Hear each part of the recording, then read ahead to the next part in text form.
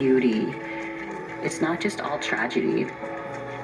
We all carry a piece of the story that needs to be told. The CBC Listen app, award-winning podcasts, live local radio and news features, and hundreds of music playlists featuring Q with Tom Power, where artists and entertainers get personal. It's love at first listen with CBC Listen. Washington is our focus next as we look live there at the Capitol building. The Congressional Committee investigating the January 6th attack on the Capitol will hear more public testimony this afternoon. As Chris Glover reports, testimony will center again today on Donald Trump's efforts to overturn the presidential election. Today we'll be hearing from three top justice officials who led the Justice Department in the final days of Trump's presidency, and they will be speaking about the pressure that they were facing from Trump to spread these lies, these claims of a stolen election despite having no proof. And among them is Jeffrey Rosen. He's one of those top officials. He's the man who replaced Bill Barr. Bill Barr was the Attorney General who quit in December of 2020, and he quit amid those concerns that he had. We already heard them before the committee hearing just recently, just last week, in fact, as well, when he was speaking about how Trump was detached from reality, believing and pushing these notions of a fake election, of a fraudulent election, despite having no proof. So today, when we hear from Rosen, we're also going to hear from his then deputy, Richard Donoghue, and we're going to hear from them that they also saw no evidence of widespread voter fraud. They're also going to talk about a meeting that happened in the Oval Office just 3 days prior to January 6th. And at that meeting, a lower-ranking justice official, Jeffrey Clark, who was loyal to Donald Trump, apparently put forward a plan to Donald Trump where he was saying that he could send a letter to several states, and in that letter he would say that the Justice Department had found significant voter issues in those states, encouraging them to send an alternate list of electors for Congress to consider supporting Donald Trump instead of Joe Biden. Rosen and Donoghue heard about this plan and threatened to quit immediately. They also warned Trump of mass resignations as a result of all of this. So that's kind of what we're going to hear today. The other thing that I want to let everybody know is that there were supposed to be hearings next week, but those have been pushed to July because the chairman of the committee hearing is saying that they're still receiving, despite the fact that these hearings are ongoing, they're still receiving a ton of information, including footage from a documentarian, a British documentarian, and Heather, among that footage is interviews apparently with Trump and also some of his family members. Chris Glover, thank you, on Capitol Hill. Yes, that footage never seen before, but it will be part of the hearings to come. Today, the hearing's set to start at 3 p.m. Eastern. We will have live coverage on CBC News Network.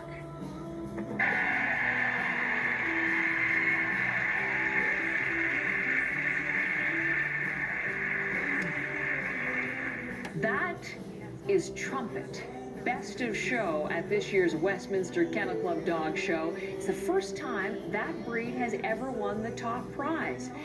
Stiff competition. There were 3,000 dogs. I mean, this is the Super Bowl, Chris, of dog shows in the United States. So 3,000 dogs, 200 different breeds. And to hear Trumpet's handler say she was kind of shocked by this win because the bloodhound breed is often an underdog.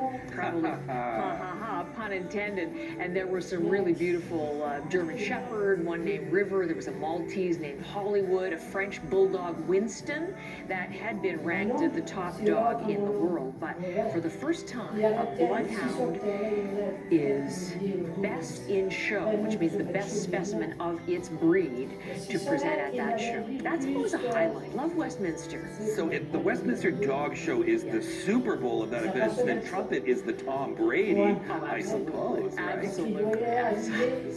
Speaking of best in show, maybe this for a weather picture, Heather, today.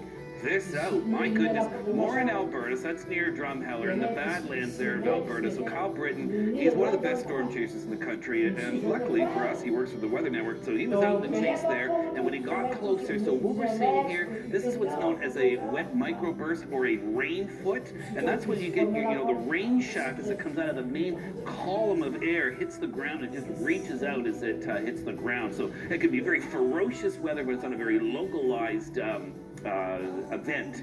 Well, across the prairies today, we have this elongated boundary. We've already got some thunderstorms around the Red Deer area, and on the east, this north-south axis here that has been bringing rain for all night long into the morning around the Montreal area. You're getting the showers in Ottawa as well, but the heavier rain is to your east. Across the prairies today, we got low 30s in Manitoba and just barely getting it at double digits in parts of Alberta. So something's kind of got to give here. We got a lot of juicy in the atmosphere here, so we're going to have heavy rain there between Edmonton, Red Deer, the Drayton Valley. So that could be 50 millimeters of rain. Now we've got the thunderstorm risk today, and today likely will be the climax of it. It's been sort of bubbling up all week. Funnel clouds possible, Edmonton to Red Deer. It's a funnel cloud until it touches the ground, and then it becomes a tornado. But in the area shaded in orange, we have moderate confidence of severe weather. Where we shaded in red, we have high confidence of severe weather. And this would put all elements on the table, including a tornado or two. I'm going to show you the hail potential. And again, this is a model showing you, in the afternoon between Red Deer and Oyen, around the Saskatoon area, about mid-afternoon, and anywhere near and along that Yellowhead Highway, there could be some bumps in the roads today, and by that I mean bumps falling from the sky in the form of hail. Tomorrow that threat will shift a little further eastwards, probably not as severe in Manitoba and northwestern Ontario. And when I come back, we'll talk about northern Ontario, because you got a thunderstorm threat today in southern Ontario. Enjoy the break from the furnace that's been going on the last couple of days.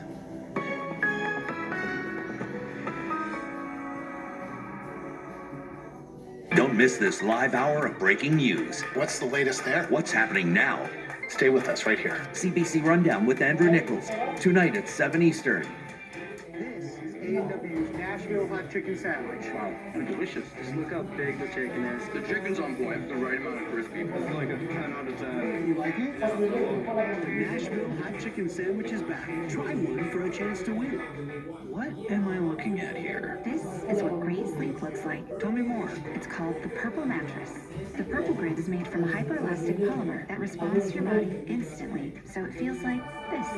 It supports your whole body, but also flexes around your pressure points. It's soft when you want it, and firm when you need it. The Purple Grid is about 80% air. That means it can breathe, so you're not too hot and not too cold.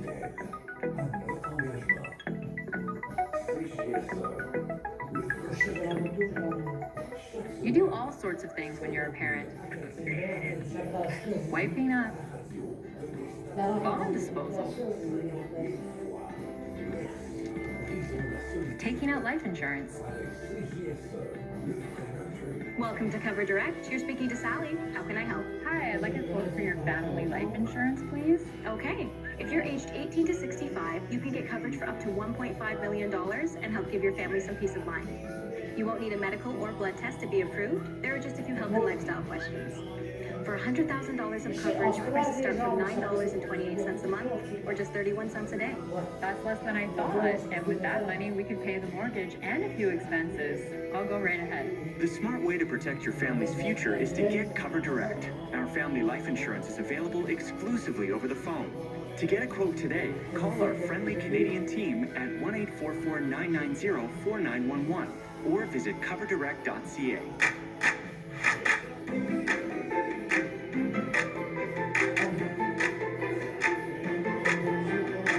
Turn hot lots into homes with signage that gets you noticed. Fast Signs. Make your statement.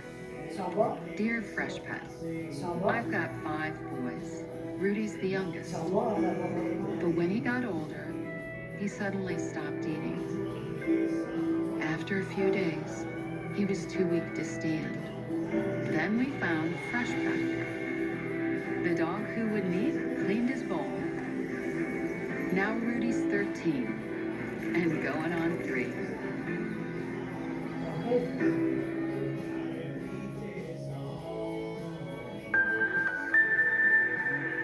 The World Health Organization is holding a closed-door session this morning on the current monkeypox outbreak.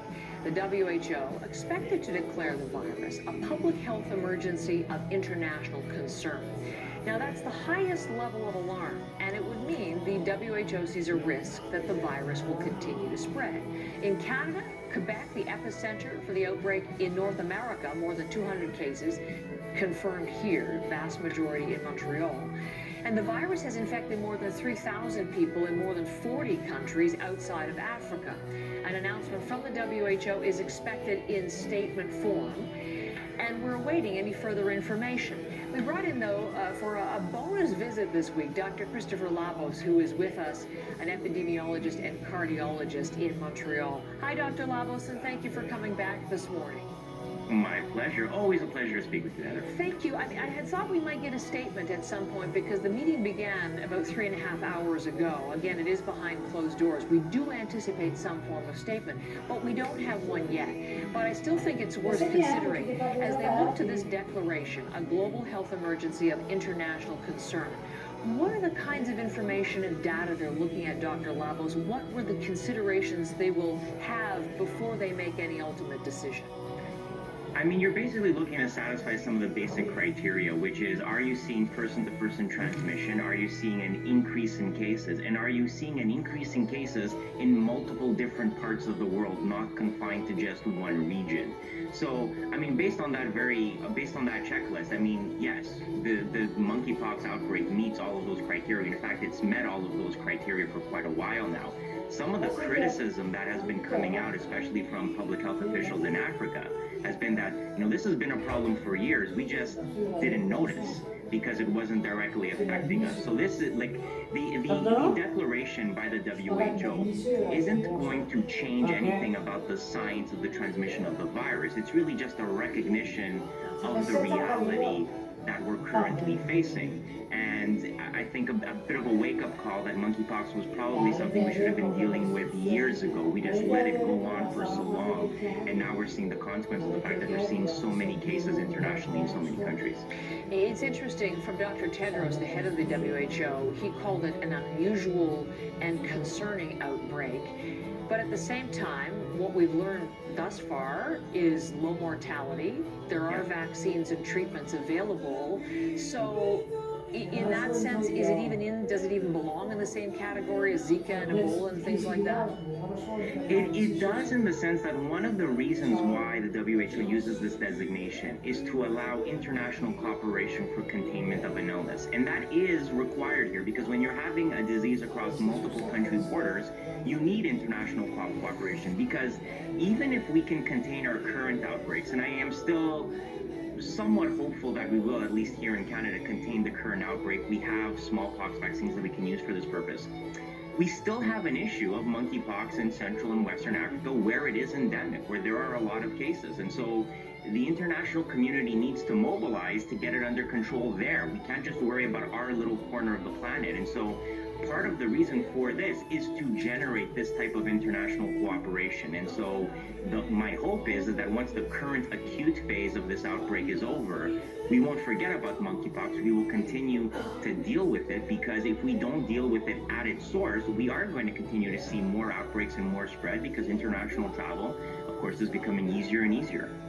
So in Africa, where it's endemic, it's a different community affected from what we're seeing in the European, Australian, North American outbreaks, and what we've talked about in the past weeks since we first began discussing this at the end of May, is how this is primarily being seen in the community of men who have sex with men.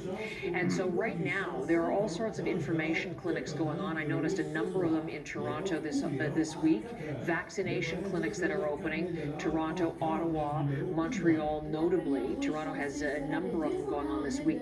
And they're taking differing approaches, Dr. Labos. Some are offering shots for pre-exposure, some are offering shots for post-exposure. Are they different? Is one more beneficial than the other? How does it work? Well, so both are valid approaches, and both have actually been studied. The reason why you can do what we call post-exposure prophylaxis in this setting is that because if you can get the vaccine to somebody who was exposed, if you can get them the vaccine early enough, they will start making antibodies and be able to fight off the infection. So If you are a high-risk contact, meaning you live with somebody who has monkeypox, you could potentially get exposed, but you should get vaccinated. If you did come into contact with somebody and were likely exposed, you can still get vaccinated to sort of preempt the infection from developing. So both are valid strategies, and that's why you're seeing this sort of combo approach of identifying everybody who's high risk, whether they've been exposed or just potentially exposed. I have a COVID question or two, depending on our time, for you as well. Since you're there in Montreal, something that caught my eye is that the province of Quebec is now releasing details about its wastewater. So we don't get PCR test results anymore because we're not having enough of those done. But the government is giving data, early warning of new pandemic waves and maybe new variants. Is that, I mean, the federal government is doing this, but now we're seeing it in Quebec, and I'm just wondering whether you think this is the direction and what we should keep an eye on there. Well, yeah, I mean, it's absolutely, I mean, it's always been very frustrating for us here in Quebec because, we were seeing the wastewater data in Ontario, and we just didn't have any local data to know. So when people ask you, how's COVID going, you sort of went, I guess it's okay, I guess it's better. There was actually nothing numeric that you could base yourself on, so at least now we have that. My hope is that we actually pay attention to it. So if we start to see the curves going up, which we may do as BA4 and BA5 become more dominant strains, if we start to see that happening, my hope is that we're going to respond to it and we're not going to sort of, watch and do nothing. Because if we watch and do nothing, we will eventually see cases go up. And if we wait for the hospitals to fill up before we start reacting, we've waited too long. So at least this is an early warning system. So as a substitute for widespread testing, which we're just not doing anymore, at least when you have wastewater data, you'll know that there's more COVID in the community, and that will hopefully prompt governments to say, hey, we need to re-implement some of the measures that we previously had that we let lapse over the course of the summer. It certainly has been interesting to see how important wastewater has been, the evolution of its importance in responding to COVID-19. We're also getting a very interesting story out of the UK this week about wastewater coming into play again. Wastewater in London picking up in findings indicating the polio virus. The polio virus. Yeah. Now, they're calling for making this a national incident. Apparently, it's low risk to the general public. But are we now looking at a resurgence of polio, Dr. Lavos? Well, I certainly hope not. We don't need any other global pandemics affecting us this year, to be frank. I mean, but it just goes to show you how important wastewater testing is, because not every case gets diagnosed, right? Some polio cases are mild and people may not even realize what's happening. What's interesting about this is that the UK does occasionally pick up a polio signal in their wastewater. There haven't been domestic cases of polio in the UK for quite some time because of the vaccination, the vaccination campaign. But you occasionally get international travelers who come to the UK, so there will be a case, and so they will sometimes pick up traces of the polio virus in wastewater. What's different now is that they picked up signals of polio over the course of months, so sort of a sustained signal, not just a one-off thing. And so when you're having sustained signals for polio, that would suggest that there's some degree of community spread. What's causing the signals in this case, based on the early reports, is that it's people shedding the virus from the oral polio vaccine. So most polio vaccine, at least the ones that we give here in Canada, are an injection. We haven't used the oral polio vaccine in some time. But the oral polio vaccine, because it has an inactivated virus in it, people can sometimes shed low levels of virus. So they are potentially infectious, which is why we shifted from the oral to the injectable form of the vaccine. But there is a potential risk that if you have the oral polio vaccine and you shed virus in your stool and you don't wash your hands, you could then go and infect unvaccinated people. And because there's about 10 to 15% of the UK population that isn't vaccinated against polio, if you have enough international travelers who are shedding virus, you could potentially cause an outbreak. So I think that's why people are a little bit concerned. And best piece of advice is please go get vaccinated against polio. We really do not need another polio outbreak in this country or in any country. Yeah. That is exactly what they're saying and declaring, as I said, a national incident. That is so interesting, the background to all of that. And again, another story for us to watch. Dr. Lavos, thank you for coming back twice this week. We'll see you next week. My pleasure. You take care.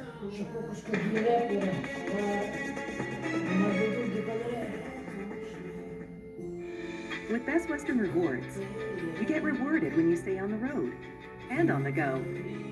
When you stay in style or stay for a while. With points that never expire, you get free nights fast. Find your rewards so you can reconnect and disconnect. Hang out. Hold on tight and let go. It's the summer of rewards. Stay 2 nights now and get a free night for future fall or winter travel. Book now at bestwestern.com. No matter what the future brings, at Canada Protection Plan, we want you to feel secure and your loved ones to be financially protected. Whether you're in great health or have health issues, whether you're younger or older, you can apply for no medical life insurance in under 15 minutes from the comfort of your home. That means no medical exams. We also provide no medical critical illness insurance. And don't forget, your payments don't start until the 2nd month. With up to $750,000 for no medical and up to $1 million on all of our other life insurance plans. Compare us and see that our rates are among the lowest. Contact your advisor or call us now for a no-obligation quote. 1-844-949-6060. Canada Protection Plan, a Forrester's Financial Company. Simply peace of mind. All the delicious loaded wrap ingredients can now be enjoyed in a bowl. Each loaded bowl is packed with tasty grains, your choice of slow-cooked or crispy seasoned chicken, and our flavorful habanero or cilantro lime sauce. New Tim's loaded bowls and wraps. Try one today. Feeling sluggish or weighed down could be signs you're irregular. Taking Metamucil every day can help. Metamucil supports your digestive health using a plant-based fiber called psyllium. Psyllium works by forming a gel in your digestive system to trap and remove waste that weighs you down. So start feeling lighter by taking Metamucil every day. And try Metamucil Premium Blend, sweetened with stevia and made with all natural flavors and colors. It's a delicious way to get a source of fiber daily. Try it today. If you don't repaint every now and then, it's like the old you is still hanging around. And listening to music. So today, let's paint with Behr, Canada's most trusted brand of paint, and make your home yours. Behr, exclusively at the Home Depot. Powerful stories, How long was that journey and how difficult was it? compelling interviews, We're talking about Stalin-level repression. the people at the heart of what's happening. Help us understand this, and what do you think of this decision? Join Janella Massa on Canada Tonight. CBC News. We are there, on the ground, No electricity, no gas. Thousands of refugees have entered Hungary. and at the heart of a story. The new variant is complicating a return to normal. Where it happens. CBC News.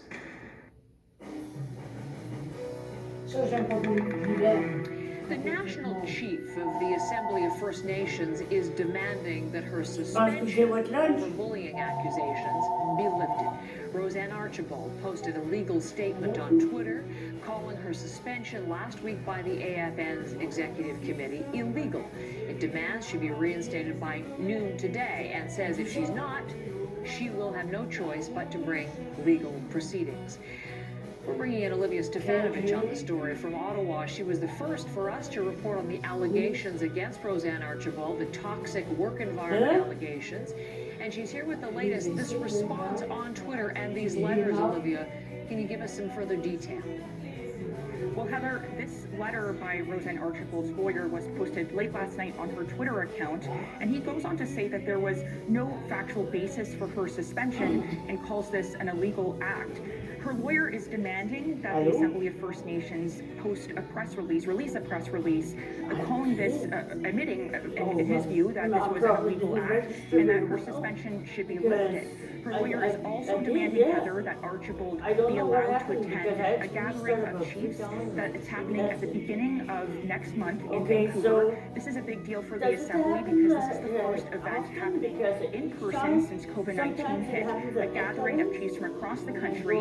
And Archibald, when she was suspended last Friday, the AFN told her that she would not be allowed to attend this event and address the chiefs, which she was supposed to do as national chief. So this is, a big deal for Roseanne Archibald because right now she's only using her social media account to basically get out her message and use that as her platform. She has been locked out of her email accounts, and her lawyer demands that her suspension be lifted. I spoke to her lawyer this morning, Heather, and I could tell you they have not received any response yet from the Assembly. We're just about 2 hours, 15 minutes from that stated deadline that she will have to proceed with legal action if she is not reinstated. You've not just been speaking with her side of things, I know you've been speaking to some other sources within the Assembly of First Nations, and what are they saying about the action she's now taking? Well, the sources I've been speaking with, Heather, give me no indication that the AFN is going to back down, lift her suspension, or allow her to attend this assembly in Vancouver.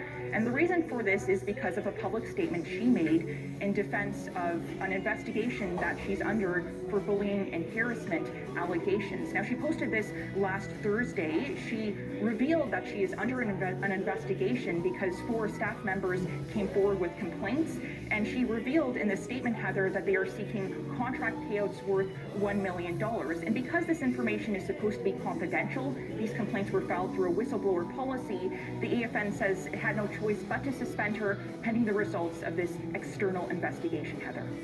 Olivia, thank you for all of that. You'll be busy reporting on this for us from Ottawa today. There's Olivia Stefanovich. From Ottawa next to Toronto, looking at the city live this morning. Beautiful start to the day.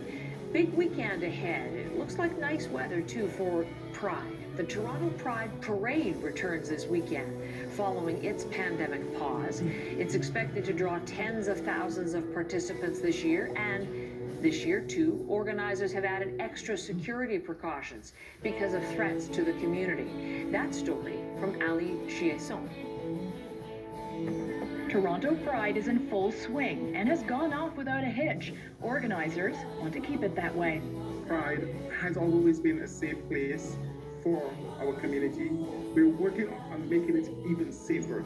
Going forward, at Toronto Pride official events, attendees will be subject to weapons checks with the use of metal detectors at enclosed stage events. To be clear, police are not aware of any specific threat at Toronto Pride. But the ongoing threat to the to us LGBTQ community is what caused us to take these steps. Like only 2 weeks ago, when a 17-year-old boy from Ontario was arrested and charged for allegedly making threats to commit a mass shooting at a Pride event in West Palm Beach, Florida. I mean, we've seen it in the past at other events, sadly, and I think it is important. I think it would only benefit everyone. Maybe if we look to the big picture, it might be needed, but I never felt unsafe in Toronto.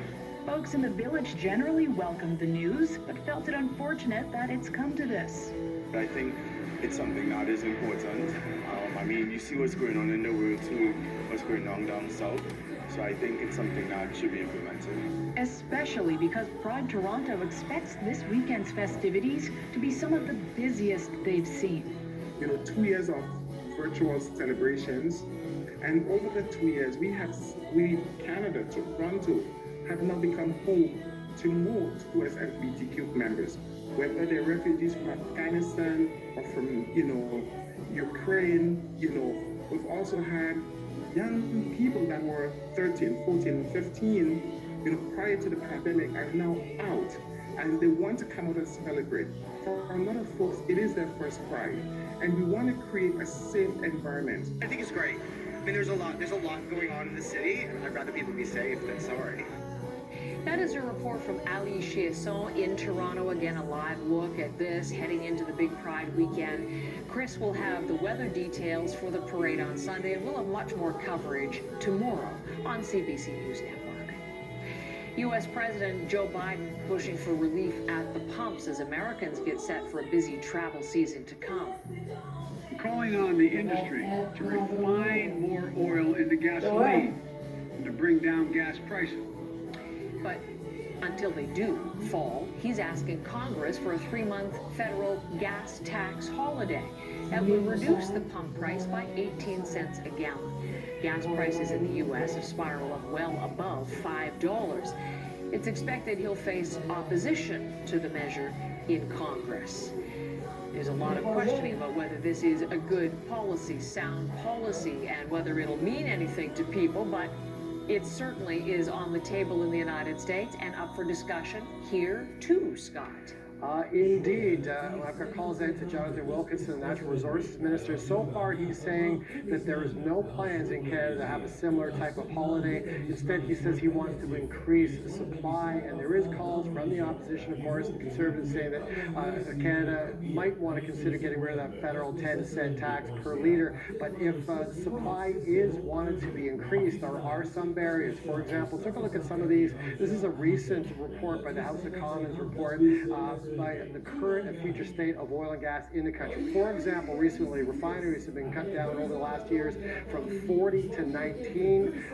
We have fewer options to set, and there's fewer ways of Western bitumen oil to make it to Eastern refineries. For example, Halifax imports 85% of the oil that it uses outside of the country, and also an added benefit here potentially is by the same report saying that every 400,000 barrels of raw bitumen that's sent out of the country is a loss of 18,000 refiner jobs in this country. So if Canada does not pass some sort of relief or subsidy directly for gasoline, it would be the only G7 country not to do so. That is in the assumption that Congress passes that, and that is considered unlikely for both to get together for that excise tax to be eliminated in the U.S. altogether. In the meantime, we are looking at oil prices again firming up this morning. It had been a decline. It's now up slightly to just over $106 a barrel. We've got the Canadian dollar, along with the euro and the British pound, down slightly against the markets, but the markets as well, they're trying to figure out where inflation is going,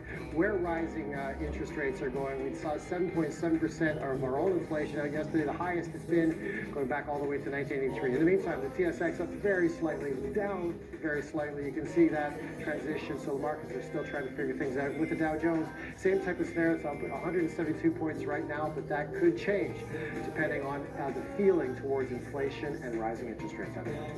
Thank you, Scott.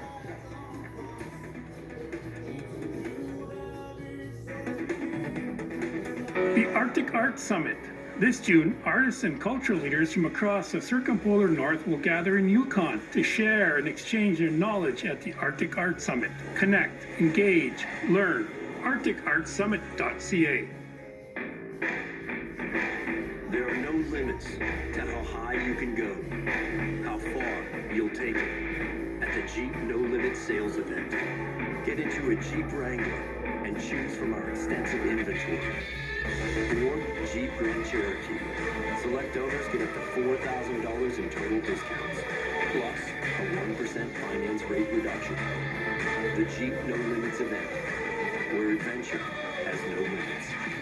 Duratec is a family business supporting dedicated contractors for over 45 years. We're growing, and demand is high for more dealers and installers. For opportunities in your area, visit DuratecCareers.com.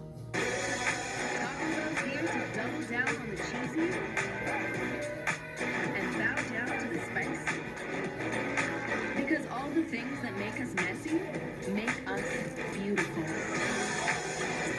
Hi, I'm Steve Ranson, President and CEO of Home Equity Bank. For over 35 years, we've been helping Canadians 55 plus enjoy a more rewarding retirement by accessing the equity in their homes. There are three unique benefits that most other products don't offer. First is that there are no monthly payments until you decide to move and sell.